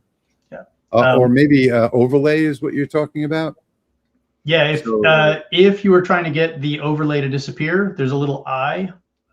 You can click the eye, and that will make it disappear. That's the show or visibility icon. And there's also a transparency slider that you can move, and if you drag it all the way to 0, it shuts it off. Okay, I love the tracing feature, but was wondering if there's an instant outline. Oftentimes, I have to manually trace the person or object I want to isolate. So you can isolate in the trace window just by dragging over the person or the object that you want to isolate. You don't have to trace the whole graphic. If they mean, like, on iPhone, for example, if I take a picture the outline of and I press yeah. the subject, that's really an AI feature. We are talking about having background removal and, sort of a fuzzy threshold thing that would help, but it's probably not exactly what you're looking for. Right. For something as complex as a person, especially with hair or a complicated background or lighting, it's not an easy problem. And a lot of those things, those tools, run on cloud infrastructure that's going to the network and coming back. Jack is saying I have a Zorin box with Lightburn 6, I think. Not listed in my 3 seats. Yeah, that is on a completely different, that's basically what I mentioned earlier, in that there is somewhere out there a Lightburn license server that's running on life support to support those old systems. It is a completely different version of the licensing system on a completely different server. So yeah, it won't show up as your on your newer Lightburn licenses that are running on the new system. Okay, Chef. Jason and I are gonna talk about this after the live stream, about whether or not to have Alien Cell send him a machine. But if you keep an eye on my channel, I have a whole playlist on the Alien Cell. If that does come to be, then I will announce it on the channel. But we'll talk about that after the live stream. Alt-H or Alt-V, are they supposed to work aligning to tool lines, the lines you pull from? No, I don't think so. Alt-H and Alt-V, you might have to refresh my memory, but I assume that those are horizontal align and vertical align. But no, they're not supposed to work to automatically align to drag guides. The drag guides are there for you to use with snapping, or automatic snaps. And for those of you who don't know what the drag guides are, if you bring your mouse all the way to the edge of the screen, click, hold, and drag, it'll bring out a toolpath, a guideline. So sometimes I use 5 or 6 guidelines at one time to arrange things. And Jason's bringing up his screen right now. So I will draw just a couple of random shapes, and then if you move your mouse to either the side here or the top here, you'll see the mouse cursor change. And when it changes to that symbol, that's where you get the guideline drag. These are just tool layer lines. If I zoom out far enough, you can actually see the ends of them. They're just lines. About a mile off in the distance. Yeah, about a mile long.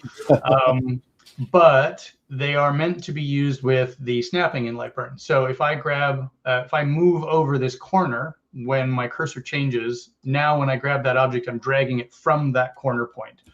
And that's the key. And so then if you move over the line, you can see my cursor changes to a line cursor here or an intersection cursor here. And so you can line things up that way. That's how those guides are intended to be used. If I drag while holding the Alt key, you get automatic snaps. And so it's auto guides, basically. It will align edges and centers horizontally and vertically. And you'll see the little guidelines pop up as they're generated on the fly. Right. And so those are a really quick way to line things up together. So for example, if I want to put these two things centered and then drag this edge until it matches that other edge, all I'm doing is holding the Alt while I'm dragging. And somebody just asked me about this just last week, because it's like a standard feature without having to hold the Alt key in a lot of OEM software, for lasers. Okay, so Mitchell is asking, is there any way in node editing to clear or reset all the curves to straight lines at one time? No. Short version, there is not. Make it a feature request, put it on Fider or something. We have a feature request website that's linked on our webpage. If you made that request and just put it on our radar, I don't think that would be very difficult to do, honestly. So it's just, I don't think it's ever been requested before. Okay. Would love a combined LBMM, as I use both constantly on, so Lightburn and Milmage is the acronym there. Use constantly. Okay. We actually started Milmage as an extension in Lightburn, and very, very quickly dismissed the idea because it was too constraining, and there were too many ways in which CNC is different than laser. If you use a bunch of existing CNC software and then you use Lightburn, you'll probably understand what I mean. If you are new to CNC, it might seem like they are quite similar. But when you start getting into the details, they are really, really actually quite different. And the ways that existing CNC software work are quite different than the way Lightburn works. And we didn't want to completely alienate that segment of the market, basically, and we would. So we've made it so that Milmage can be made to work more like Lightburn. For example, we can do color mapping on operations. If you've used Milmage and you've seen that, you'll know what I'm talking about. But we tried to make it so that Milmage could be made to work like Lightburn, but we didn't want to force it because it just didn't feel right that way to us, frankly. All right. Chris is saying, in your designing the software, you have your list of items you want to add. With laser coming out so fast, do they contact you for compatibility before or after? I think there's been so many new lasers coming on the market, especially in 2025, 2026. They're just one after the other, that I don't think anyone's contacting Lightburn. They're trying to push their own ecosystems. Yeah, in a lot of cases, we find out when new hardware exists, either with a Kickstarter launch or when somebody asks, hey, why doesn't this work?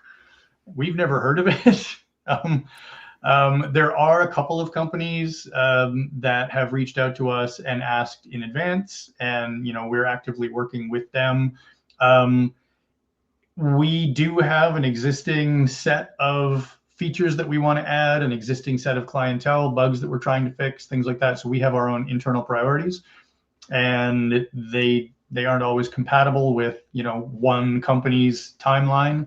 Sometimes the companies that are producing these machines are going for really, really aggressive release dates.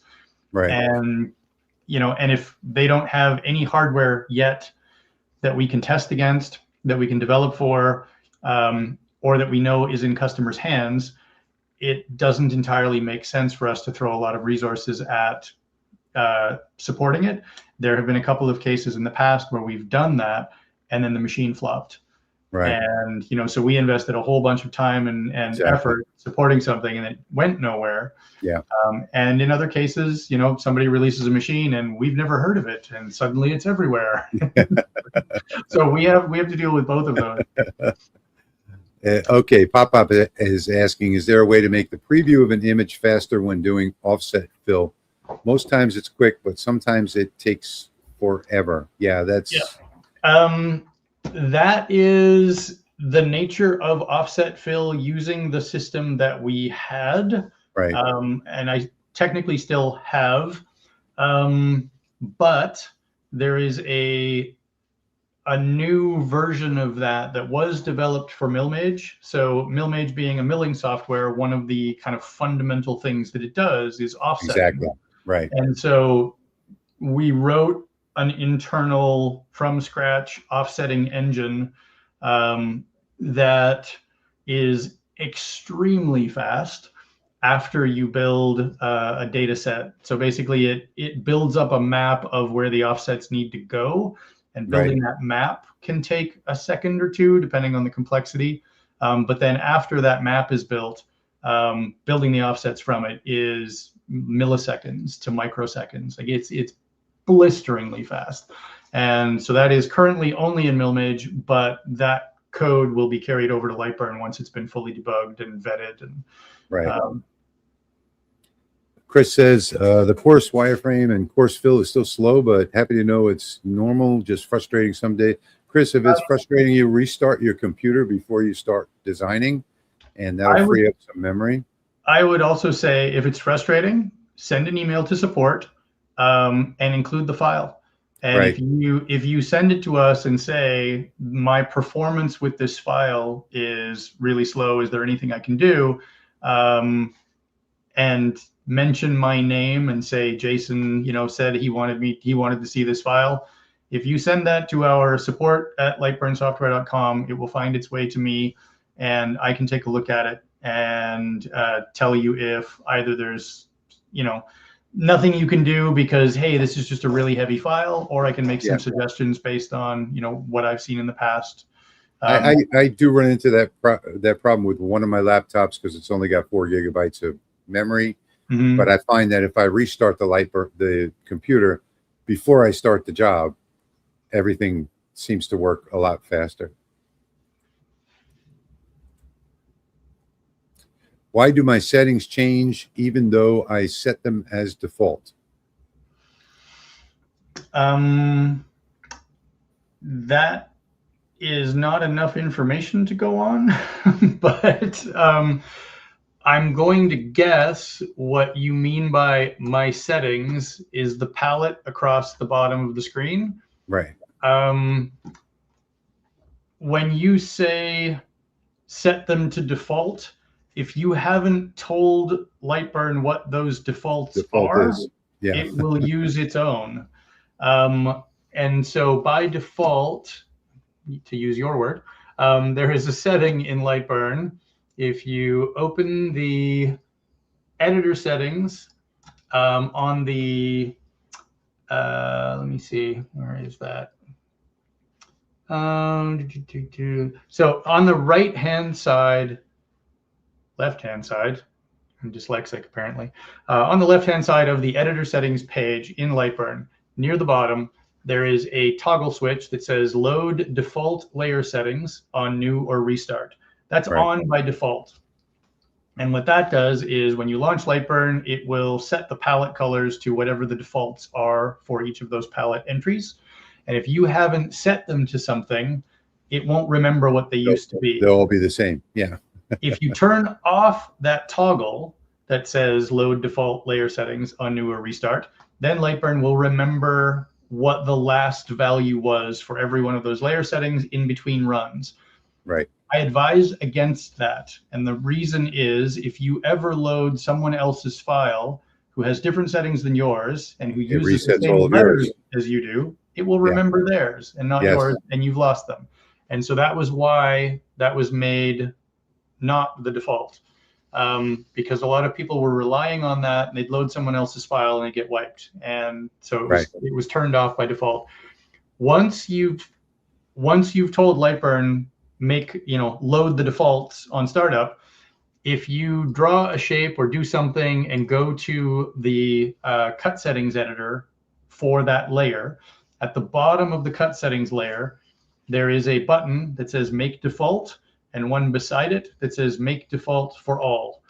And if you click that or one of those buttons, you've basically said, this current state of my cut settings editor is what I want when I launch Lightburn the next time. Right. If you do that for specific layers individually, you can set them however you like. If you click the make default for all, it will blanket apply them to everything. So be careful. And there's also a reset to default in there, which will reset it to whatever you had set before. And if you press the shift key and click reset to default, it'll reset them to hours. And you can use that to kind of wipe them to a clear blank slate without anything weird. Right. So Aradu's saying on the 50+ items he was talking about earlier, having items ungrouped make a difference. No. Grouping and ungrouping does not affect the rendering speed in Lightburn. I mean, microscopically, if you have enough. Chris is saying, give Jason, isn't that interesting? His name is Chris and his Santa's laser engraving. I'm wondering if his last name is Kringle. Give Jason high praise. He personally answered an issue I had at one point. That's the customer service that we appreciate. Yeah, he's personally answered a lot of even the dumbest questions that I've ever asked. You know, he answers them politely.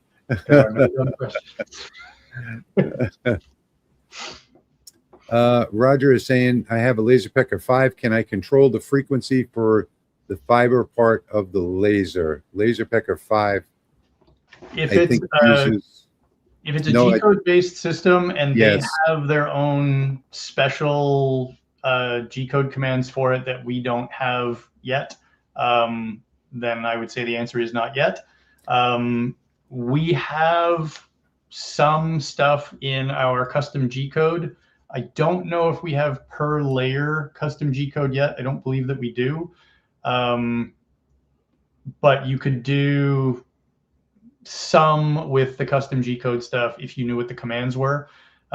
This kind of goes back to all of these new systems all have their own special snowflake way of doing things, and they all want support for it, and it's difficult for us to keep up. But send us an email if you have information on that system specifically. If you have got a job that you've done with their software, and you have multiple frequencies in use in that job, and you can kind of give us exported G-code from their I don't recall seeing frequency in the LaserPeckers. Yeah, we do have it for some hardware. There are some devices that we know of and that we've worked with to get those settings added. So we actually do have the ability in our user interface to do it. It's more a matter of us knowing how to identify the system as specific and supporting it and all of that. LaserPecker does provide an LB set file and with some macros though. I doubt that they've gone through you guys on that, but yeah, they may just be. There's one of the issues that we have is that a bunch of companies have produced hardware that's Gerbil compatible, but it's not really Gerbil, right? And they don't, like a LaserPecker is a Galvo machine. If they implement the Gerbil command set, then that ultimately is a bit restrictive, and it makes it difficult for us to identify that this is a different device with potentially an expanded feature set. If we just ask it, hey, what are you? And it says, hey, I'm Gerbil. Right. that's great for compatibility, but it kind of shoots them in the foot for some other things. And we've had issues with Xtool for that as well. Yeah. Ben is asking, is it possible to add the kerf offset adjustment to the cuts and layers window? It is possible. It is not likely something that we would do because it takes up more real estate and it will completely hose the people who are running on what we call potatoes, which are the netbooks that have 1366 by 768 screen res. We try really hard to keep the clutter down, and adding more columns of data and more ability to edit features like that will expand it out more. Just double click the layer, Ben. Yeah, I'm guessing what he means is kind of the little area under the cuts and layers window where some of those other settings are. Right, exactly. But every new setting that we add there pushes that minimum size of that window a little bit bigger. And it makes it incompatible with low-res laptops. And a lot of our users are on low-res laptops for their shops. Right. Sherry's asking, how about Flux compatibility? She said specifically, how about Flux compatible Jason? Now, I am not Flux compatible, unfortunately, but Flux, if you mean the Flux Beambox or those systems, they've, as far as I know, never reached out to us. I may be wrong in that, actually. They have their own software suite, and they push that pretty hard. And in fact, I think they've been, I think we have evidence that they have even white labeled it for some of the other diode companies out there. But we could feasibly support their hardware.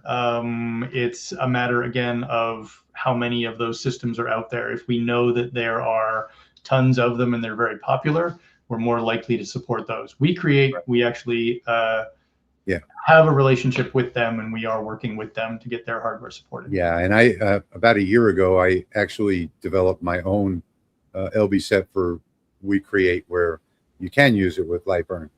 So we have like camera compatibility with it now. The workflow is a lot better. It will kind of do the automatic focus for you, stuff like that. Like so we have them coming. We are getting toward. We're over 2 hours now. I didn't think it was going to go this long. We're getting toward the end. So last call for questions here, and we're still. In fact, you know what? How about no more questions? We still have a lot to go here. But we're going to limit this to another 10 minutes or so. Is that okay with you, Jason? I'm good with that. Jack says the people that fuss about the bugs have never written a program. Yeah. I would even say that some of the most vocal critics we've had are people who are developers. Yeah. And I've occasionally been guilty of this myself, where because I have a certain set of expectations, and when I use somebody else's software, I'm like, oh man, this doesn't. It's so easy to fix. Like this. It should be this other way, and I have no idea what level of complexity is going on in the background of their stuff. And I think people often, and I make this guess because of my interactions with users on Facebook, a lot of people have a very narrow set of experiences with the software. So most people use about 5% of the feature set. And they've probably used one machine. Again, this is most people, maybe one or two machines that they've been exposed to. It might be a Galvo and a CO2, or it might be a couple of diode lasers or whatever. And they use a narrow set of the features. We have to support all of it, all the time, all the features, all the hardware, all the screen resolutions, everything else. And that breadth of complexity is where most of our problems come from. And that's what's been hard. And if you are a person who's only used kind of the narrow scope of it, you don't realize that all of those extra controls are there, that all of those extra features are there, that some of them interact with each other, and some of those things are problematic. So Sherry is saying, thank you for being so generous with your time. Jason and I have been trying to get together for years. It's been a while. Well, I think you asked me at the first LBX. LBX, that's right. Yeah, in fact, I got you to commit. And then there were all types of medical issues from that point going forward. And we never did get our schedule together. Yeah. But yeah, so maybe we'll do this again in the future. And I appreciate you coming on too, Jason. Thank you. It's always fun. I enjoy doing these things. It's just, with many customers, it's hard. You do this all day long, pretty much. Oh yeah. You can pick objects one click to align center or left, etc. Any chance there would be something similar to align nodes? That's not impossible. That's actually something that's kind of been on my personal wish list for a little while. Part of the reason that it doesn't work right now is because node selection is restricted to just that node mode, and the other kind of global tools like the alignment tools or rotate, for example, have no idea that you've selected those nodes. Right. I want to change that so that you could select a bunch of nodes, for example, and just rotate them as a group. Right. That kind of thing. Right now you can move them as a group. You can select a bunch and right. move them as a group. But you can't rotate or scale them as a group. You can't change the origin point of the rotate, use 2-point rotate with just those nodes, things like that. Right. I'd like to change that, but that's kind of a larger infrastructure change that's a little more complicated. But that's been on my personal wish list for a while because I think it could be really powerful. Nick is asking if there'll be a function that allows us to change the layer colors to custom colors. I have resisted this from the dawn of Lightburn, primarily because I've seen other systems that allowed it, that let people shoot themselves in the foot, where you could define 5 or 6 layers that were all the same, or you could define one as white and then you just couldn't see anything. Yeah. And we wanted to avoid support requests, and there are, you laugh, but I've seen it. Yeah. Let me see if I can remember where this is. If you open Lightburn and you go to the install folder of Lightburn, there is a file in there called palette.json. Right. And it is a text file, and you can edit the color. Edit it. Yeah. And then you just have to put that palette file into your prefs folder where Lightburn stores the prefs, which you can get to by going File, Open Preferences folder. Mm-hmm. It's not a visual editor, so it's not right-click on a palette button and graphically change the color. But if you know what color you want, you can actually do it. We enabled that years ago for somebody who was doing, I want to say, custom fabric kits. And they had come from a Corel workflow. Oh, that makes sense. Yeah. And they had a whole workflow set up where they had their own custom palette colors in their files already. Sure. And so we kind of put it in as a back door for them, but it is available. It's a possibility. It's something that I might relent on in the future. Awesome. Okay, guys, I think we're going to call it. We're at 2 hours and 12 minutes. You can say it. I talk too much. We've had a lot of good questions here tonight, and I'm happy that you all joined us. So I want to say thank you to everybody that's joined us. If you haven't seen the whole thing, you can always watch the replay. It'll be on YouTube forever. You can go back to the beginning, scrub through it once we end this live stream, and watch whatever you want.